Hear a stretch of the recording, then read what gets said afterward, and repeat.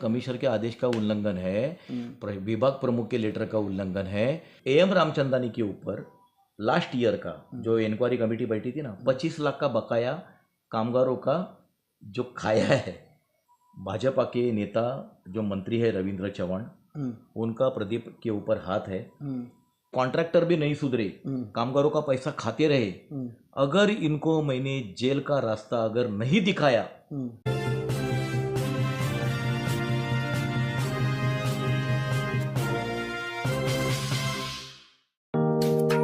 Neeraj Vinod Burani's Spacecraft Interiors. Your space, our craft. Experienced and professional team. No hidden charges. Luxurious designs. Follow us on Instagram. Spacecraft Interiors. Your space, our craft. Mahalakshmi sales, Shivaji Chowk, Ulhasnagar. Ulhasnagar में electronics का one stop store, जहां पर आपको मिलती हैं best deals. Air conditioners, air coolers, single and double door refrigerators, LED televisions, semi and fully automatic washing machines, deep freezers and veggie coolers. सबसे best deal, सबसे lowest दाम और loan and easy EMI available. बस आइए और गर्मियों के इन दिनों में अपने घर के लिए ले जाइए बेहतरीन consumer appliances. Mahalakshmi sales, electronics market, opposite RKD college, Shivaji Chowk, Ulhasnagar 3। For sales contact us. आइए लेते हैं एक मुलाकात राज असरोणकर जी के साथ। राज असरोणकर को सभी शहरवासी अच्छी तरह जानते ही है, राजनेता भी सब जानते हैं, महानगरपालिका के अधिकारी भी जब जानते हैं, और हर एक मुद्दे पर शहर के कोई ज्वलंत जो मुद्दा होता है उस पर आगे आते हैं, और ख़ास करके गरीबों के हक में राज असरोणकर आके खड़े होते हैं। अभी हाल ही में राज असरोणकर जी आप भूख हड़ताल पे बैठे थे, धरने पे बैठे थे, आमरण अनशन में बैठे थे। वो जो गरीबों का जो हक, जो लेबर का जो पैसा, जो हक, वो तो विषय ख़त्म हो चुका था। आपने ही कहा था कि वो तो सब विषय ख़त्म हो गया और सबको अपना पैसा मिल गया, सभी लेबर्स को। तो फिर ये अनशन में बैठने का क्या कारण, क्या कहेंगे इस विषय के ऊपर? देखिए, कॉन्ट्रैक्ट लेबर्स के हक के मामले में हाँ, मैं पिछले 2 सालों से कॉरपोरेशन में फॉलोअप कर रहा हूँ। 2 बार मेरा आमरण अनशन हो चुका है। एक बार मैंने हफ्ता भर का धरना दिया था कॉरपोरेशन के सामने, बरसात के दिन थे। सही है। और मैं कई बार अधिकारियों को मिला हूँ, कमिश्नर को मिला हूँ, उनके साथ बैठकें हुई है, हेड ऑफ द डिपार्टमेंट के साथ में हुई है, मुख्यालय उपायुक्त के साथ में, एडिशनल कई बार गया हूँ, सैकड़ों बार गया हूँ। और इसका नतीजा ये निकला कि उल्लासनगर कॉरपोरेशन के अलग अलग डिपार्टमेंट के जो विभाग प्रमुख है, जो इन कंत्राटी कामगार जो है इनका पैसा खा रहे थे। मैं बताऊंगा आपको कैसा खा रहे थे।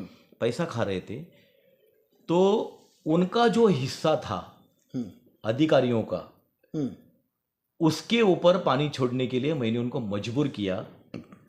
कार्रवाई के डर से इन अधिकारियों को अपनी हिस्सेदारी पर जो वो लूटमार कर रहे थे उसमें उसको त्यागना पड़ा।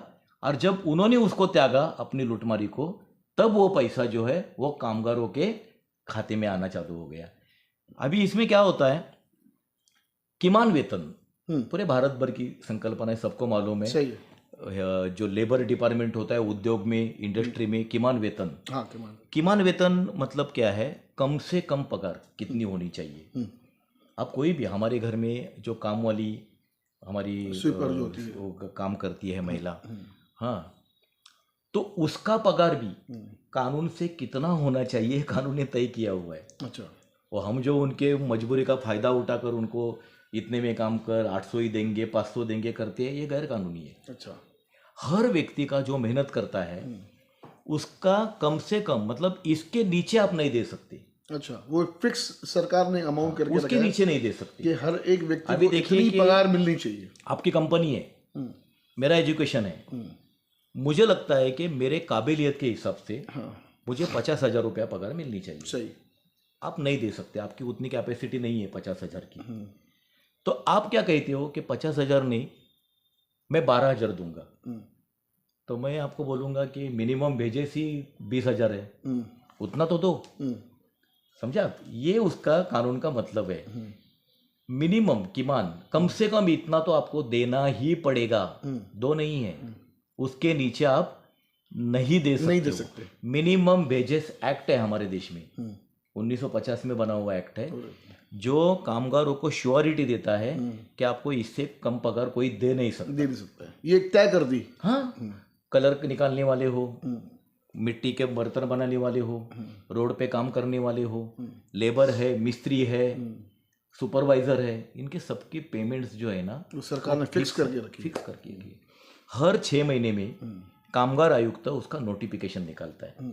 एक होता है बेसिक पेमेंट आपकी, वो कामगार आयुक्त क्या करता है, आपके कामों को 3 कैटेगरी में उन्होंने बांट दिया है, कुशल, अर्धकुशल और कुशल। मतलब स्किल्ड, सेमी स्किल्ड और अनस्किल्ड। लेबर होता है वो अनस्किल्ड होता है, सही है। जो अपना दिमाग से काम करता है सेमी स्किल्ड होता है, और जो नॉलेजेबल पर्सन होता है उस चीज़ का वो स्किल्ड पर्सन होता है। सही है। तो स्किल्ड का हमारे यहाँ पर बेसिक पेमेंट है 14,000 रुपया, सेमी स्किल्ड का 13,000 और अनस्किल्ड का 11,500।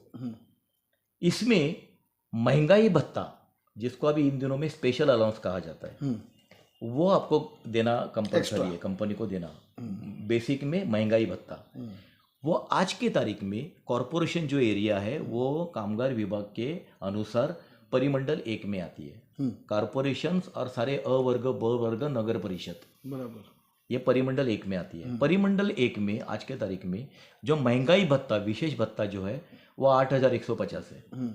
तो आपको 14,000, 8,150, 22,150 आपका मिनिमम वेजेस हो गया। अभी जो दूसरों ने जो पेमेंट किया, जब आप कह रहे हैं कि भाई कुछ कंपनी लोगों ने पेमेंट भी किया उसका, तो वो लोगों में और अभी के लिए जो आपने जो जिसके खिलाफ आप अंशों में बैठे थे, इन दोनों का रेशो क्या है पैसों? देखिए कैसा, मैं आपको एक सिंपल एग्जांपल बताता हूँ। वाटर सप्लाई ने वॉलमन के लिए एक टेंडर निकाला था। हाँ। 2 कॉन्ट्रैक्टर थे, दोनों का जो ये था टेंडर भरा हुआ अमाउंट था वो सेम आया था। अच्छा। तो प्रशासन ने 2 कॉन्ट्रैक्टरों को बांट के दिया, 50 कल्पतरु इंजीनियर्स, AM रामचंदानी, ओके, दोनों को बांट के दिया काम। ओके। बांट के देने के बाद में जो कल्पतरु उल्लासनगर के ईस्ट में काम करता है, ओके, वो वॉलमन के पोस्ट के लिए जो कामगार है उनको 19,000 से भी ज़्यादा कानून के हिसाब से पगार दे रहा है। अच्छा। हाँ, और ये 19,000 से ज़्यादा। और ये बाजू same corporation, same department water supply, same post valveman की AM रामचंदानी कंपनी है, वो 10,000 देती है। हाँ, 10,000। उसका कितना बोला आपने? 9.5। इसका 19.5। हाँ, और इसका 10। इसका 10,000, 50%, लगभग 50%। तो 50% का जो कट है, वो कट जाता कहाँ पे? कॉन्ट्रैक्टर, प्रशासन के लोग, जो कर्मचारी अधिकारी सब बैठे हुए हैं, सब मिल बांट के शोषण कर रहे हैं। मैं 2 साल से यही तो बता रहा हूँ। यानी सरकार, मतलब जो सरकारी अधिकारी है वो गरीबों के पैसों को चूस रही है, सीधा से दिख रहा है। ऐसा ही है। जो आपने आरोप और लगाया। एक आपको मैं शहरवासियों को एक बात बताता हूँ, किसी भी कॉन्ट्रैक्ट के ऊपर जब महापालिका कॉन्ट्रैक्ट देती है और उसका बिल देती है, हाँ, तो उसका पैसा किसके जेब से जाता है? हमारे। यस, हम लोग जो हाउस टैक्स ये वो सब भरते हैं, तो उसी में से जाता है वो पैसा। सही है। तो कोई कॉन्ट्रैक्टर को महानगर पालिका उसको 25,000, 20,000 दे रही है, लेकिन आगे वो 10,000 दे रहा है, 10,000 खा रहा है, तो वो किसका खा रहा है? कामगारों का सिर्फ नहीं खा रहा है, पब्लिक का भी खा रहा है, पब्लिक का भी खा रहा है। जो टैक्स पेयर्स है। ये करप्शन भी है, ये करप्शन भी ये सिर्फ शोषण नहीं है, ये करप्शन भी। इस बात को थोड़ा और समझने की करप्शन के साथ कोशिश। में ये अत्याचार भी है। सवाल ही नहीं उठता ना। देखिए इसमें 2 तरह के मुद्दे हैं। AM रामचंदानी कंपनी जो है, उसके जो सर्वे है वो रोहित रामचंदानी है। हाँ, वो वहाँ पे चलाती है। सही। AM रामचंदानी कंपनी का जो फेस है वो प्रदीप रामचंदानी है। वो तो है। प्रदीप रामचंदानी के रोहित रामचंदानी बेटे हैं। हाँ। और प्रदीप रामचंदानी भारतीय जनता पार्टी के जिलाध्यक्ष। एक national party, Bharatiya Janata party के जैसी एक नेशनल पार्टी, उसके जिलाध्यक्ष, उनका फर्ज क्या है? सिद्धांतवादी सिद्धांतवादी। उनका फर्ज क्या है? एज जिलाध्यक्ष करके गरीबों के लिए खड़ा रहना, सही, कॉमन पीपल्स के लिए खड़ा रहना, बिल्कुल। उनके हक कहीं पर मारे जा रहे तो उसके लिए संघर्ष आवाज करना, उठाना, आवाज उठाना। प्रदीप रामचंदानी जी का एज अ BJP के जिलाध्यक्ष करके ये फर्ज था कि इन कामगारों को एम रामचंदानी कंपनी के खिलाफ में उन्होंने लेके जाना चाहिए था कमिश्नर के पास में, और उनका हक दिलवाना चाहिए था। बीजेपी सत्ताधारी पार्टी है, उसका प्रेशर यूज करके। मैं आपको बताऊं, जब भी अटल बिहारी वाजपेयी जी का मैंने एक पढ़ा था मैंने कि उन्होंने अपने कार्यकर्ताओं को आह्वान किया था कि अगर गरीबों के खिलाफ अगर कोई अन्याय आप देखते हो तो आपको तुरंत उसके गरीबों के हित के लिए आपको धरना देना पड़े, भूख हड़ताल करना पड़े, क्या भी करना पड़े, आपको किसी भी बीजेपी के अधिकारी से परमिशन लेने की जरूरत नहीं है। आप पब्लिक के हक में, गरीबों के खास कर हक में अगर आप खड़े हो जाते हो तो पार्टी ऑटोमेटिकली आपके पीछे खड़ी है। लेकिन यहां पे जैसे आप बता रहे हो कि जिला अध्यक्ष की कंपनी गरीबों के पैसे खा रही है, तो गलत है। तो कहां जाके रुकी भारतीय जनता पार्टी और कहां जाके रुकी भारतीय जनता पार्टी के सिद्धांत? देखो वही बता रहा हूं, ये उनका फर्ज था।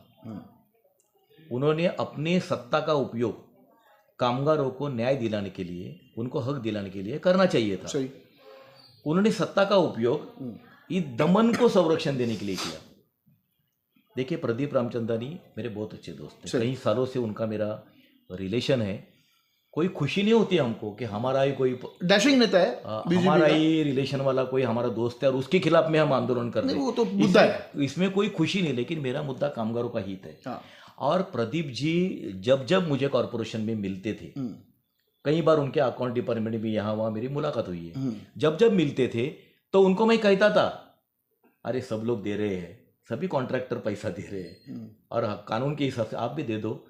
ऐसा ना हो कि कल आपके खिलाफ में मुझे आंदोलन करना पड़े।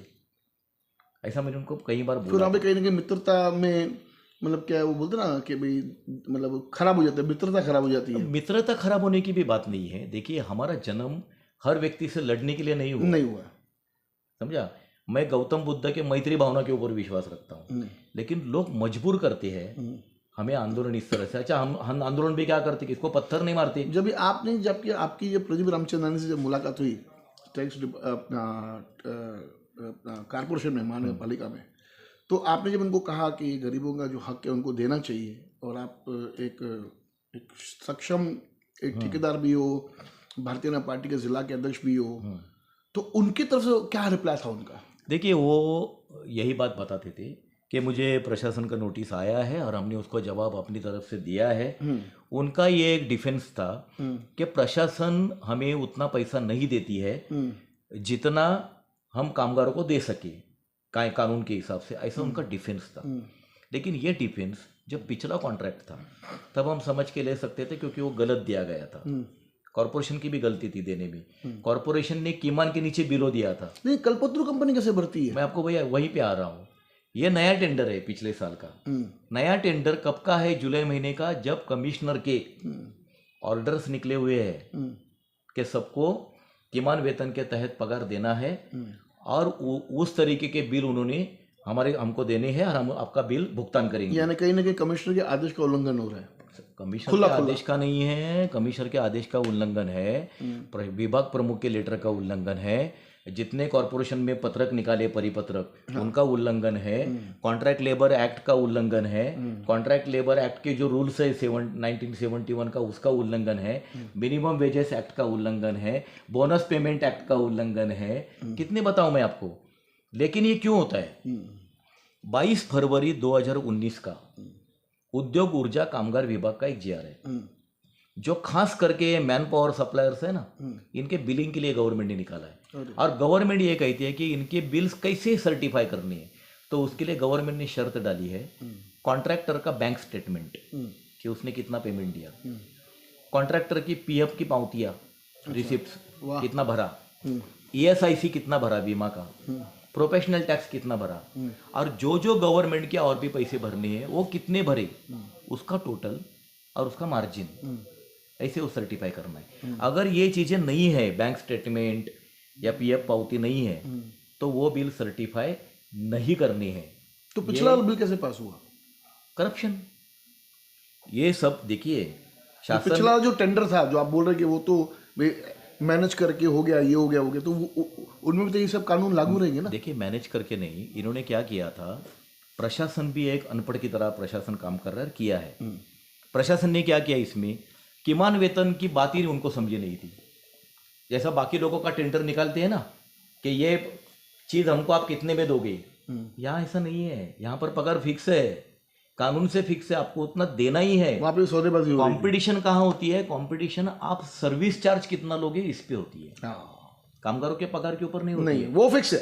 उल्लासनगर मानका के प्रशासन नहीं, मैं आपको और एक बात बताता हूँ, महाराष्ट्र के 400 नगर परिषद पंचायत है, वहीं पर यही गलती कर रहे हैं कि वो लोग किमान वेतन पर कंपटीशन लगा रहे हैं कॉन्ट्रैक्टरों में। अच्छा। और किमान के नीचे बिलों का टेंडर एक्सेप्ट कर रहे हैं जो इन्होंने किया।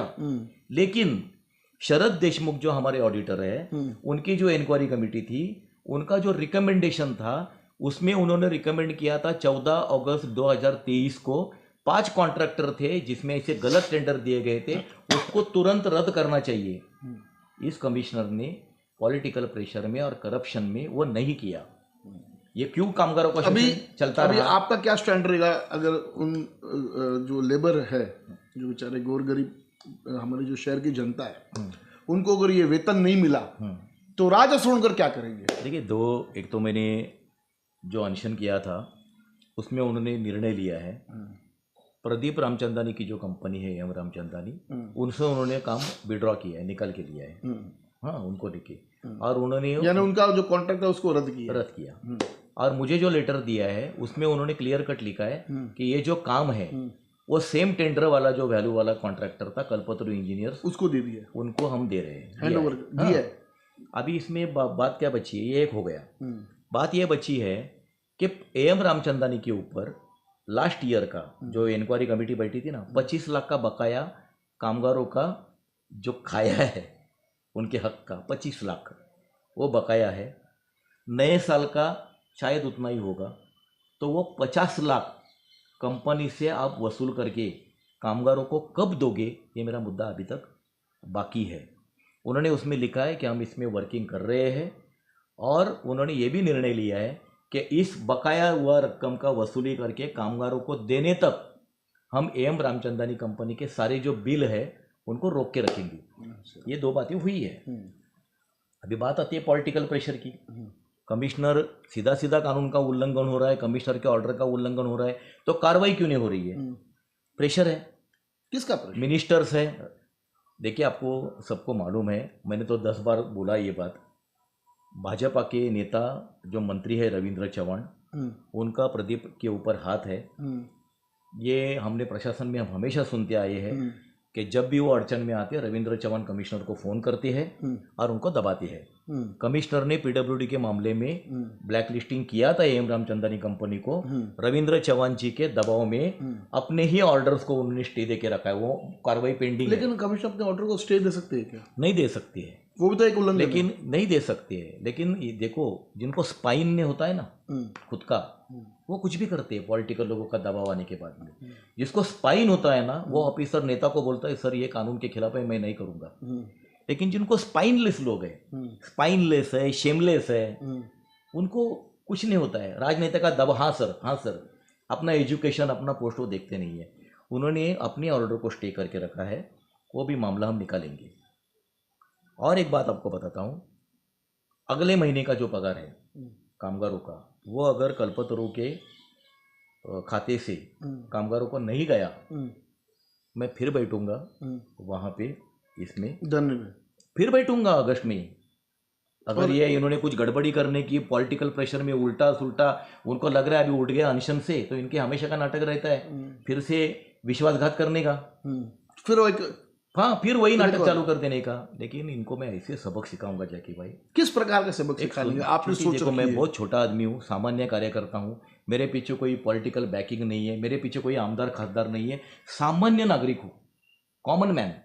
लेकिन मैं बड़े जिम्मेदारी के साथ में, बिना किसी घमंड के, उल्लासनगर कॉरपोरेशन के कमिश्नर और उनकी जो कलीग है सहकारी, मैंने इसके पहले भी बोला है, वो नहीं सुधरे।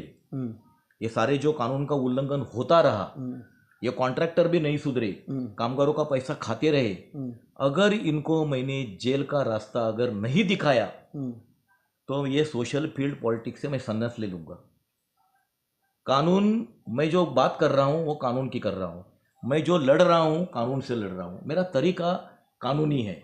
मुझे एक बात समझ में नहीं आती राज जी, आप अगर देखेंगे तो अभी कुछ दिनों से कुछ महीनों से देखा जाए तो लोकसभा चुनाव को लेते हाथ में नज़र में रखते हुए काफ़ी आरोप लगे हैं बीजेपी के ऊपर, और उसमें खास करके प्रदीप रामचंदानी के ऊपर सीधा सीधा आरोप लगे हैं, जमनू पुरसवानी के ऊपर आरोप लगे हैं सीधा सीधा भ्रष्टाचार के, और लगाने वाले कौन? उनके ही पार्टी के लोग। आप भी भारतीय जनता पार्टी के माजी नगर सेवक रह चुके हो, आप इस विषय को कैसे देखते हो? थोड़ा पॉलिटिकल रहेगा, लेकिन आपका शेयर जरूर पॉलिटिकल है, लेकिन मैं उनके ऊपर पर्सनल टिप्पणी नहीं करूंगा, मैं भारतीय जनता पार्टी के ऊपर करूंगा टिप्पणी। हाँ। आज के तारीख में भारतीय जनता पार्टी का जो शीर्ष नेतृत्व है वो करप्शन को खुला खुला बढ़ावा देने वाले लोग हैं। करप्टेड लोगों को ब्लैकमेल करते हैं, कार्रवाई की धमकी देते हैं और अपने पार्टी में ले लेते हैं। इससे क्या होता है, नीचे के जो ग्राउंड के जो गली के कार्यकर्ता है उनको खुला मैसेज है कि आप भी करप्शन करो। हाँ, जब दूसरे पार्टी के करप्टेड लोग हजारों करोड़ के करप्शन करके घोटाले करके हमारे पार्टी में आके बड़े तो आप क्यों नहीं करो? बड़े बड़े पोस्ट अगर ले सकते हो तो हम पार्टी के अंदर के क्यों नहीं करे? ये उनको खुला मैसेज है ना। क्या करें ये लोग पदाधिकारी? इनको ऐसा कोई मैसेज है क्या कि मैं अपने पार्टी का भी करप्टेड आदमी हूं तो भी छोड़ूंगा नहीं, ऐसा कोई डर है? नहीं। कौन से? मुझे आप एक बताइए, देवेंद्र फडणवीस जी महाराष्ट्र के सबसे बड़े आज के तारीख में लीडर। आप मुझे एक एग्जाम्पल फडणवीस साहब का बताइए कि करप्शन का मामला उनके पास गया और उन्होंने कोई स्ट्रिक्ट कार्रवाई की, कोई आदमी जेल में गया, कोई अधिकारी सस्पेंड हुआ, किसी पॉलिटिकल हमारे पदाधिकारी को पार्टी के करप्शन के एलिगेशन करके बाहर निकाला? नहीं है, कोई नहीं करता, कोई नहीं करता। और बीजेपी की बात नहीं है, अभी सब पार्टी हमाम में सब नंगे बोलते हैं ना। सुदेश मालवणकर मेरे दोस्त है, 7वीं कक्षा में पढ़ते थे, शिवसेना बहुत फॉर्म में थी, शिवसेना से उनका दिल से रिश्ता जुड़ा हुआ था। उन्होंने एक बार स्कूल के दिनों में वामनराव महाडिक शिवसेना के बड़े लीडर थे, उनको लेटर भेजा था कि शिवसेना क्या है, शिवसेना की घटना क्या है, शिवसेना किस लिए स्थापन हुई है। वामनराव महाडिक जी का उनको पत्र आया, सोच लो आप, जवाब आया कार्ड पे, और उसमें उन्होंने लिखा था कि आप कहीं पर रास्ते से जा रहे हो, किसी के ऊपर अन्याय होते दिख रहा है, आप आगे बढ़ते हो और उस अन्याय को दूर करने के लिए भिड़ते हो, बोलते यही शिवसेना है। ये था, कुछ भी सही था गलत था तरीका, लेकिन था, सेवा भाव था। बीजेपी भी था, तरीका कोई भी हो, लोगों का काम होना चाहिए। बीजेपी के विचारधारा से मेरे मतभेद है, लेकिन कहीं ना कहीं पर एक एथिक्स जो होते हैं, वो जुड़े हुए, रास्ता कौन सा अपना जुड़े हुए लड़ने का, वो था। अभी वो नहीं है, विचार करप्ट है, रास्ता करप्ट है, सारा सिस्टम पूरा तरीके जो है वो करप्ट है। जब मानसिकता करप्ट हो जाती है तो सारे खेल आपका खत्म हो जाता है। प्रदीप रामचंदानी इस जो पॉलिटिकल अभी करप्ट सिस्टम है उसका एक हिस्सा है, बरोबर। और वो जो दुनिया कर रही है वो प्रदीप रामचंदानी कर रहे हैं। इसमें रोल किसका है महत्वपूर्ण? उल्लासनगर की जनता का। उल्लासनगर की जनता अगर भारतीय जनता पार्टी या जितने भी ये उल्लासनगर के सारे पॉलिटिकल लीडर है उनके करप्शन को अगर नकारती है, अगर आने वाले विधानसभा चुनाव में या आने वाले मनपा चुनाव में इन सब भी बड़े बड़े जितने भी चेहरे हैं उनको अगर घर में बिठाती है तो इनको मैसेज जाएगा कि लोग करप्शन के खिलाफ में। बहुत अच्छा लगा आज राज जी से बात करते हुए। बहुत ये शहर का बहुत बड़ा, एक्चुअली देखा जाए तो गरीबों के लिए बहुत बड़ा ज्वलंत मुद्दा है, और इस मुद्दे के ऊपर प्रदीप जी को बोलना चाहूँगा कि प्रदीप जी, जो आज राज असरोनकर जी ने जो आप पे जो आरोप लगाए, आपकी कंपनी पे जो आरोप लगाए, इसके ऊपर अगर आपको कुछ कहना है तो आप हमें संपर्क करके, हम आपको संपर्क करेंगे, आप बोल सकते हैं, आप अपनी सफाई रख सकते हैं। हमारे मीडिया का धर्म है, हम दोनों पक्षों को हम लेते हैं, रखना भी चाहिए। और साथ ही साथ में मैं सभी उल्लासनगर शहरवासियों को एक खास करके 5 नंबर परिसर वालों को एक बताना चाहूँगा कि जब भी हमने डंपिंग ग्राउंड का मुद्दा उठाया, कुछ ज़्यादा नहीं, 3-4-5 एपिसोड ही चलाए, तो रोहित साल्वे जी का आज मुझे फोन आया था, जो कांग्रेस आए के जो अध्यक्ष उल्लासनगर के, उन्होंने कहा कि हम कल अनशन में बैठने जा रहे हैं, तो कल आप जरूर वहां पे आइएगा। तो बहुत अच्छी बात है कि डंपिंग ग्राउंड के विषय में कांग्रेस आए, जो आज लोकसभा में देखा जाए तो लोकसभा में काफी आगे आके उन्होंने काम किया, और एक नई छवि बनाने का जो प्रयास जो कांग्रेस ने किया वो दिखते नजर आ रहा है। तो उल्लासनगर शहर के अंदर अगर कांग्रेस इस प्रकार के ज्वलंत मुद्दों को उठा के अगर अनशन में बैठती है तो हम उनके साथ में हैं। धन्यवाद। देखते रहिए फिर न्यूज़ चैनल।